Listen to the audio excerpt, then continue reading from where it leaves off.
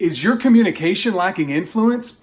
In this video, I'm going to share with you 6 business communication strategies for greater influence. Here we go. A study done at California State University in Hayward found that there are 6 key areas where you can better communicate for greater influence in an interview. Those 6 areas are: number 1, resourcefulness; number 2, written credentials; number 3, support for arguments; number 4, social attributes; number 5, comportment; and number 6, style.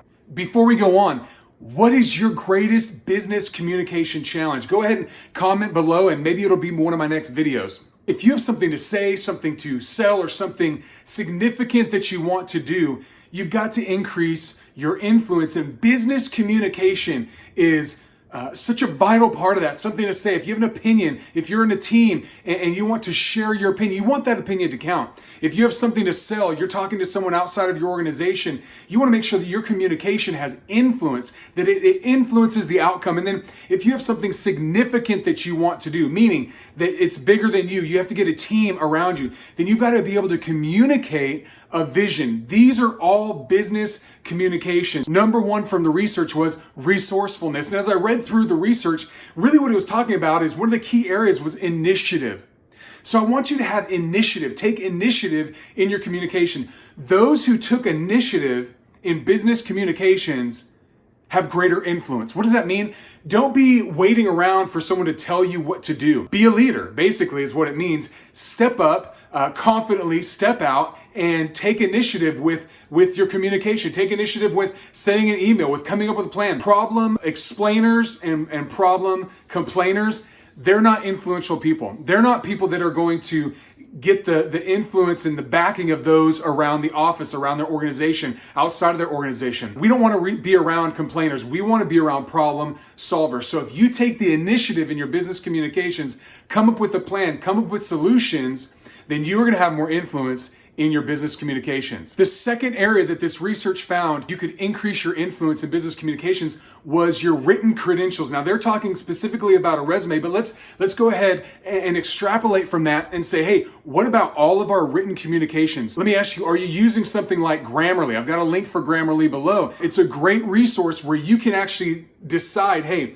I want this communication to be business type. I want it to come across in a confident expert tone, and all those things. Grammarly will give you tips and tricks on how you can change your writing style so that your communication comes across as professional and as an expert. And that's what you want. All of your business communications, your social media, heck, your LinkedIn profile, how does that look? Is it come across as professional, or is it lacking? What do you have there? Are you presenting yourself in a good way? Your written credentials are highly influential in your business communications. The third area is support for arguments. What does that mean? That means cut the BS, right? Quit making unsubstantiated claims. Quit just making stuff up off the top of your head. Nobody believes it, okay? And when people find out, maybe they do trust you at first. We all have friends like this. We have coworkers, people we've worked with in the past that they just kind of make stuff up on the fly. That's fine in the moment. Maybe they can get by. Maybe everybody believes it. But when people begin to realize that you're just kind of making it up and you're making claims that are unsubstantiated, you don't have any proof of those claims, people begin to not trust your words and your communication, and your influence goes down with them. I had a client that I was working with, and he led a sales team. He sold insurance, and he had some team members, some of his managers come up to him and say, hey, we have some people, some lower level folks that they just feel like you're kind of mean. Well, he's in a DISC profile perspective, he's a CD, so he's conscientious and he's also driven. He wants tangible evidence so he can get real results. And when his team members would come to him with unsubstantiated claims, I feel like this kind of feels like there's nothing he can do about that. He can't feel. Right? He can fix his action. Can you tell me a specific action, a specific scenario when I made you feel like that? No, it's just kind of a general thing. That doesn't help him. That would be an unsubstantiated claim.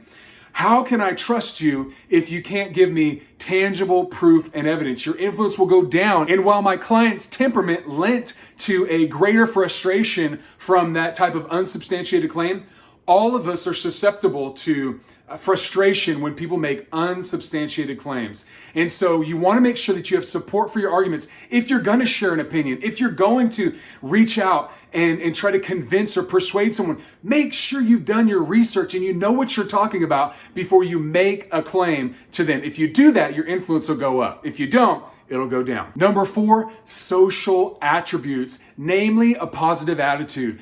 Do you have a positive attitude, a positive tone in your communications? People want to be around positive people. People that have good things to say. People that are believing that tomorrow is going to be better than today. That we're going in the right direction. Hey, it's going to be okay. You're going to get through this. You can do this. I believe in you, right? Positive people. We want to be around positive people. Positive people have greater influence than negative people. Just namely because people want to be around those positive people. Let me give you a very clear example. A wonderful person, a family friend named Randy Stogstall just passed away recently. Randy is one of the most positive people, was one of the most positive people that you could ever run into. Always had a good thing to say. And I've got to tell you, when he passed, the outpouring to his family on social media was unreal. You would have thought he was a celebrity because in his circle, he was a celebrity. He always had positive things to say. I believe in you. I love you, man, was one of his signature things. Hey, I care about you. You're going to be okay. I'm pulling for you. All those different things, positive tone, positive affirmation. This isn't going to come natural to everybody, but you can begin to have a more positive outlook, more positive in your communications. This is what I believe. Maybe you're a really facts and figures person. Hey, you can say, I believe if we follow this process that I have put together, I believe we have a great chance of success. And I'm encouraged by that.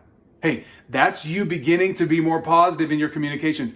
Be more positive in your business communications and you're going to increase your influence. Number 5, comportment.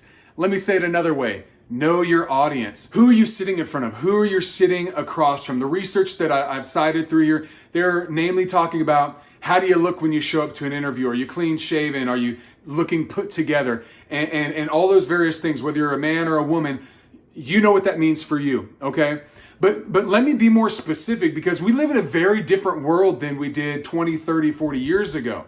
All business transactions don't happen in a suit and tie.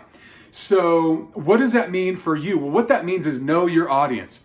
Now, let me give you an example. I'm a John Maxwell team member. We have a live event every year with all of our coaches, speakers, and trainers. About 3,000 coaches show up in Orlando, Florida, and we give away the John Maxwell Team Leadership Award. And recently, the CEO of Movement Mortgage, Casey Crawford, former NFL player, he won the award for this amazing company that he leads. Now, if you've ever seen Casey on social media, LinkedIn, he's in a t-shirt and shorts usually. I mean, he's very relaxed environment, work environment. They're all about the t-shirts. And that's what he wears for his attire every single day. But I'll tell you what, when he showed up to receive that award, he thought about comportment. He thought about who am I in front of? Who is the crowd? And how can I increase my influence with this crowd? And you know what? He wore a suit that day to that event to receive that award. What was he doing? Could he have worn a t-shirt? Absolutely. He could have worn flip-flops, a t-shirt, and shorts, and he has every right to. He won the award doing it the way he does life, right? The way he leads his team, the way he does business.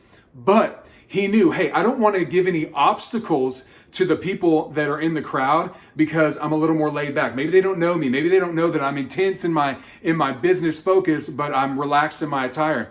He said, I'm not going to make them jump over that hurdle. I'm going to come to them and I'm going to wear professional attire so that I can immediately have influence with this crowd. And that's what he did, and that was the result. So comportment, I want you to know your audience. Whatever environment you go into, study it, know your audience, and go in there with a desire to influence the people that are across the table from you. And number 6 is style. And really what this is speaking of is confidence. Confidence in your business communication. People want, let's talk about influence. If you're influencing someone, that means that they're following your lead, that you are persuading, that you are have some weight in their decision-making process of where they're going to go. If I'm going to give some weight to someone's opinion, they better be confident in what they're talking about, right? If they're like, I don't know, maybe this is the right way, maybe you should do this, maybe if you want to, I don't know, I'm just kind of thinking, maybe if you have all of those conditions around your answer, you are not going to influence me in your business communication. That might be right now, there might be someone watching the video that is the one area when you give your opinion in a meeting, you are so wishy-washy. You're so blown by every opinion. You don't stand on your own conviction and your own opinion, that nobody ever does what you say. And you might absolutely be right, but you're lacking that confidence. Confidence in your business communication is going to shoot your influence through the roof. Those are 6 strategies that you can put into place starting today to increase your business communication and increase your influence in the workplace. I hope you enjoyed it. If you liked it, like the video, subscribe, share it with a friend, get the word out. I'm creating this content for you. Ask questions in the comments below about business communication, and I will make some videos about it. Talk to you later. If you found value from this video, please like and subscribe to the channel. To receive the free influence assessment, simply click on the link below that says Influence Assessment. If you have any questions or comments about influence, please comment below and I will look forward to connecting with you. Always remember, increase your influence, realize your dream.